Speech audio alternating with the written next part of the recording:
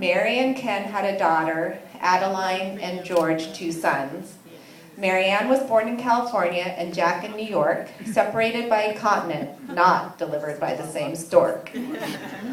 Fate intervened for the first time of many. Jack moved to California with his twin and his teddy. His life full of changes, he was in his 9th year, but Jack was brave and overcame his fear. Mary Ann's life was simpler, quiet, and calm. She lived in Toluca Lake with her dad and her mom. Mary Ann was a tomboy, athletic and smart. Nothing could stop her. She definitely stood apart. Mary Ann in Toluca Lake, Jack in Van Nuys, a distance of 10 miles as the crow flies.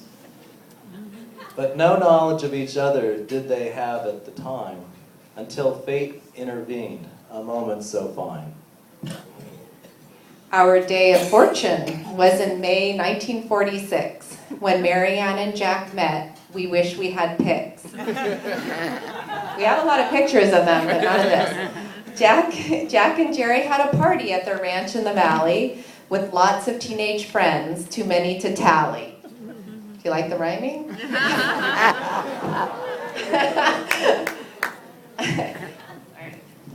Mary Ann was invited by her neighborhood friend. His name was Tommy Stadlinger. An invitation he did send.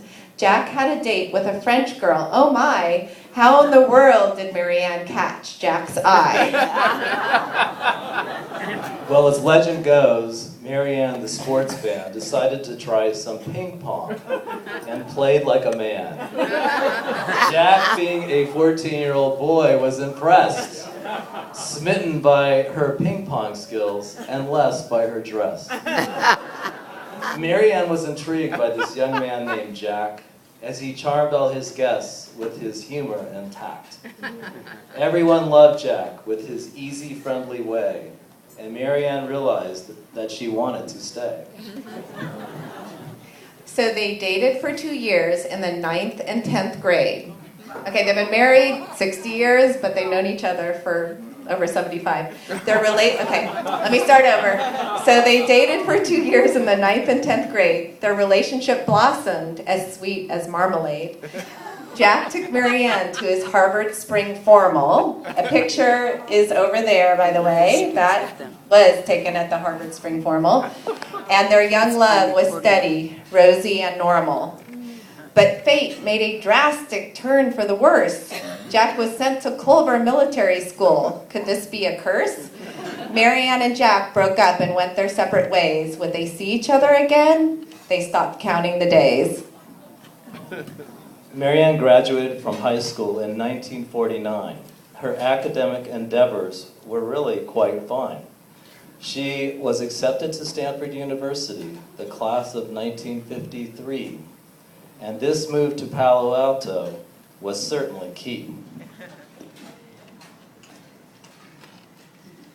Mary Ann was a beautiful, athletic girl with high regal cheekbones and hair softly curled.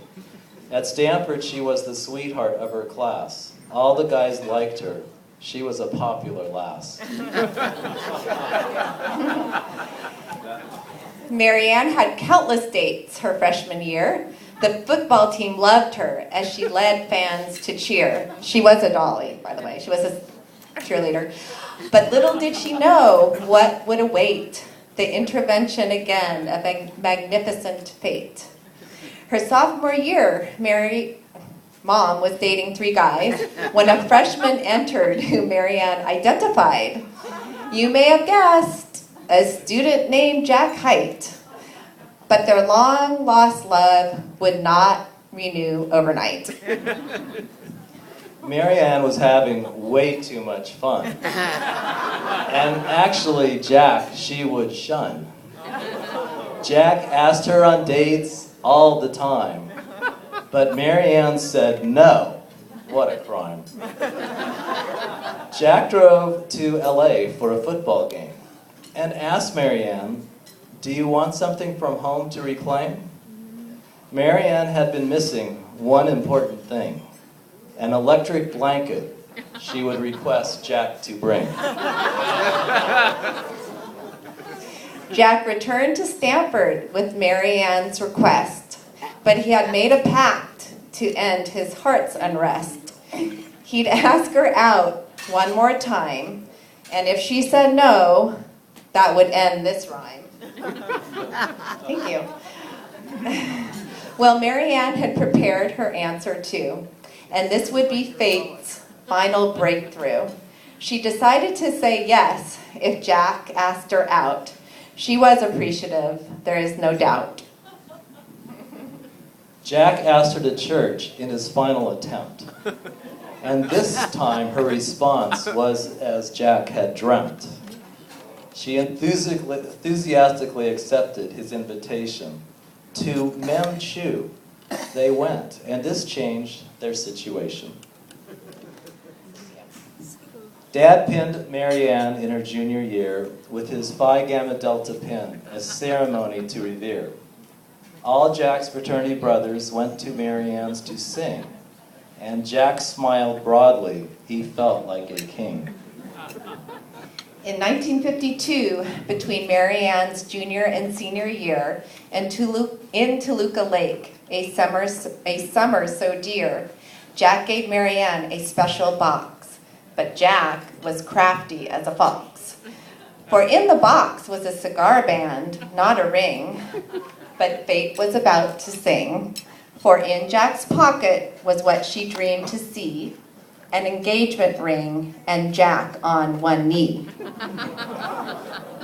They were married at St. Mark's Church in Glendale by Father Pilar in 1953 with family, friends, and caviar. Their life together began in that year.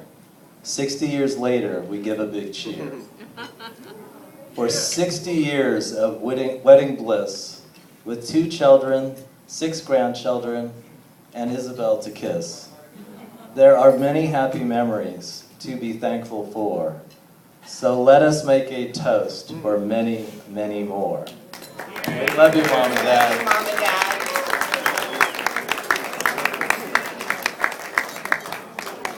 So I think that my dad's twin brother is going to come up and say a couple words. Although I don't see him. There he is. He's coming.